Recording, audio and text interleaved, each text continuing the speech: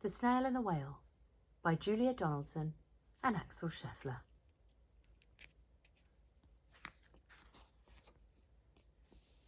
This is the tale of the tiny snail and the great big grey-blue humpback whale. This is a rock as black as soot, and this is a snail with an itchy foot. The sea snail slithered all over the rock and gazed at the sea and the ships in the dock. And as she gazed, she sniffed and sighed.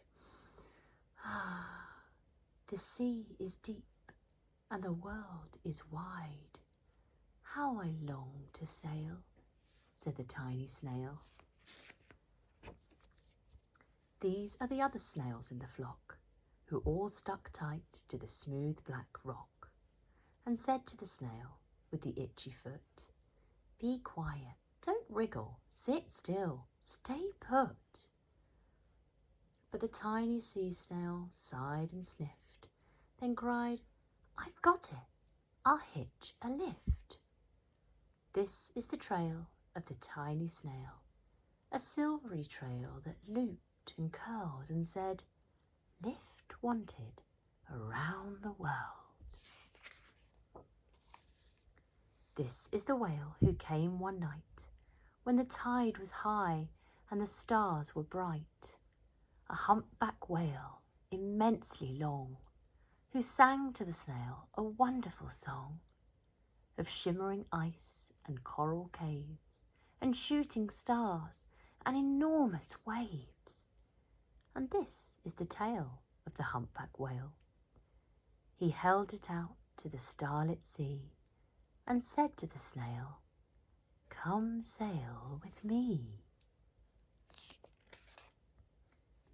This is the sea so wild and free that carried the whale and the snail on its tail to towering icebergs and far-off lands, with fiery mountains and golden sands.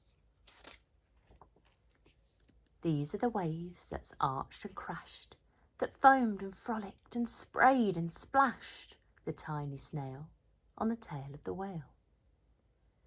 These are the caves beneath the waves, where stripy fish with feathery fins and sharks with hideous toothy grins swam round the whale and the snail on its tail. This is the sky so vast and high, sometimes sunny and blue and warm, sometimes filled with a thunderstorm, with zigzag lightning flashing and frightening the tiny snail on the tail of the whale. And she gazed at the sky, the sea, the land, the waves and the caves and the golden sand. She gazed and gazed, amazed by it all, and she said to the whale, "I feel so small." But then came the day the whale lost his way.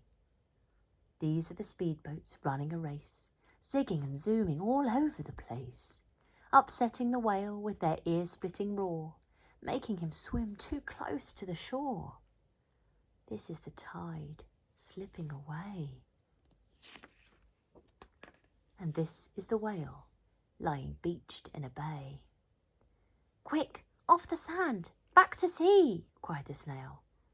"I can't move on land, I'm too big," moaned the whale. The snail felt helpless and terribly small. Then, "I got it," she cried, and started to crawl. "I must not fail," said the tiny snail. This is the bell on the school in the bay, ringing the children in from their play. This is the teacher holding her chalk. This is telling the class, "Sit straight, don't talk." This is the board as black as soot, and this is the snail with the itchy foot. "A snail! A snail!"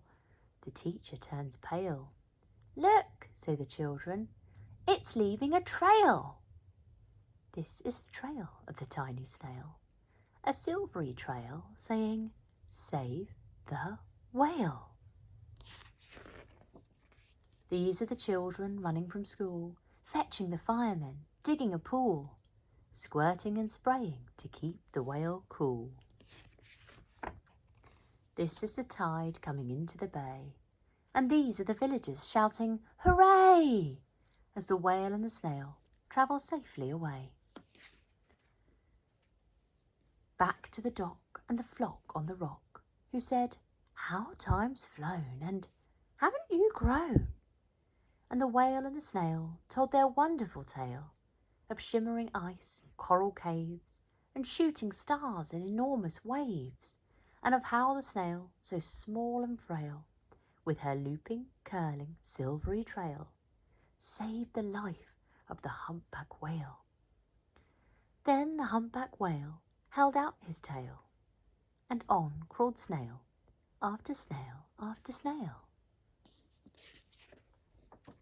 And they sang to the sea as they all set sail on the tail of the grey-blue humpback whale.